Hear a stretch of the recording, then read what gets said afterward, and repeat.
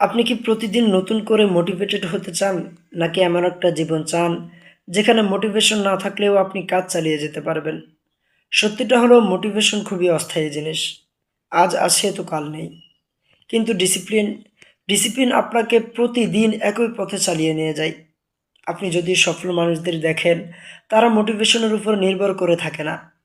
তারা নির্ভর করে তাদের অভ্যাস আর নিয়মের উপর। ধরুন আপনি সকালে উঠতে চান।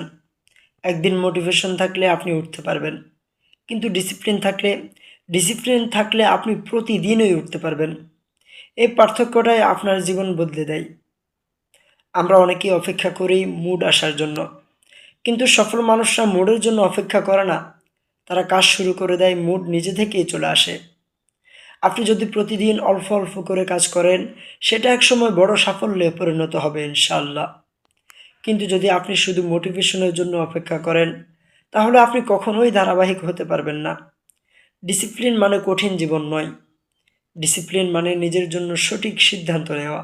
যখন আপনি ক্লান্ত তবুও কাজ করবেন, যখন ইচ্ছে করছে না তবুও এগিয়ে যাবেন। কারণ আপনি মনে রাখতে হবে, এটাই আপনাকে সফল করবে। প্রতিদিন নিজেকে জিজ্ঞেস করুন, আজ আমি কি আমার লক্ষ্য অনুযায়ী কাজ করেছি? যদি উত্তর হয় না, কাল ঠিক করে নিন, কিন্তু থেমে যাবেন না।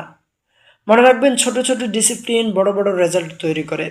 আপনি যদি নিজেকে নিয়ন্ত্রণ করতে পারেন, তাহলে আপনি আপনার ভবিষ্যতে নিয়ন্ত্রণ করতে পারবেন।